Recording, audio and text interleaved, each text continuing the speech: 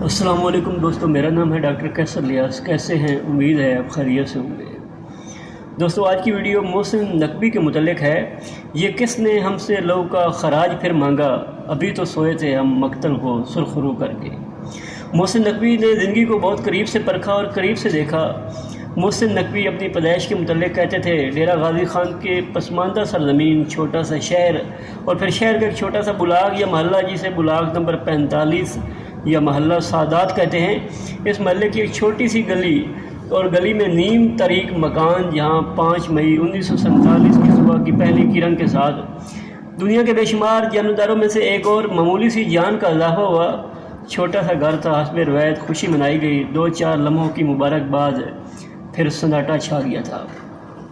محسن نقوی کے والد کا نام سید چراغ حسین شاہ تھا اور وہ ڈیرہ غازی خان میں ذہن سازی کا کام کرتے تھے۔ تاہم بعد میں انہوں نے یہ کام چھوڑ کر غلہ منڈی میں سادات آڑت کے نام سے دکان بنائی، جہاں مختلف اجناس کی خرید و فروخت ہوتی تھی۔ کچھ عرصے بعد یہ بھی کام ختم ہو گیا۔ محسن نقوی نے اپنے بزرگوں کے ساتھ مل کر انڈسٹری کے میدان میں قدم رکھا اور سادات کاٹن فیکٹری کے نام سے ڈیرہ غازی خان میں پہلی کاٹن فیکٹری کی بنیاد رکھی۔ بعد میں محسن نقوی ایک خطیب کے روپ میں سامنے آئے۔ محسن نقوی ڈیرہ غازی خان سے لاہور منتقل ہوئے اور لاہور کی ادبی محفلوں میں بے پناہ شہرت پائی تھی۔ وہ 6 بہن بھائی تھے۔ محسن نقوی نے گورنمنٹ کالج ملتان سے گریجویشن کی اور بعد میں پنجاب یونیورسٹی سے ایم اے کی ڈگری حاصل کی تھی۔ انسانی جذبات کو سخن میں ڈال کر اسے سمندر جیسی گہرائی بخشنے والا شاعر محسن نقوی سیاسی انقلاب ورکر بھی تھا۔ 1970 میں مفتی محمود کے مقابلے میں پی پی کے ٹکٹ پر الیکشن لڑا۔ وہ بھٹو خاندان کے بہت قریب تھے۔ وفات کے وقت محسن بے نظیر کے مشیر بھی تھے۔ موت ایک کھردری حقیقت ہے اور اس سے کوئی بھی زیرو آنکھیں نہیں چرا سکتا، لیکن موت کے بارے میں محسن نقوی کے انکشافات کرنا کہ ان کی موت کب اور کہاں اور کیسے واقع ہوگی اور بعد مرگ کے احوال و اثرات کیا ہوں گے، ہر صاحب فہم انسان کو گہری حیرت میں ڈال دیتے ہیں۔ بقول ڈاکٹر امین، محسن نقوی کی شاعری میں بھی موت کی خواہش کا اظہار ہوا ہے اور قتل کا مسلسل ذکر ملتا ہے۔ یہ عجیب اتفاق ہے کہ محسن نقوی کا انجام بھی ایسا ہوا۔ میرے لیے یہ سوال بڑا اہم ہے کہ یہ محض اتفاق ہے یا کسی واردات کشف کا نتیجہ ہے۔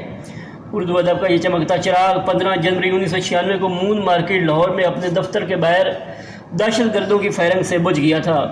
پوسٹ مارٹم کی رپورٹ کے مطابق 45 گولیاں محسن کے جسم میں لگی تھیں اور ان کی میت کو ڈیرہ غازی خان لے جایا گیا تھا۔ محسن نقوی ڈیرہ غازی خان کے کربلائے مولا قبرستان میں آسودہ خاک ہیں۔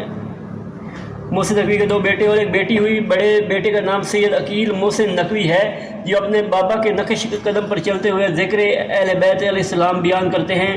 یاد رہے، سید عقیل محسن نقوی بہت اچھے شاعر بھی ہیں۔ ان دنوں لاہور میں واقع Allama Iqbal town house number 192 Riaz Najaf میں رہائش پذیر ہے، جہاں سید محسن نقوی نے اپنی زندگی کے آخری ایام گزارے تھے۔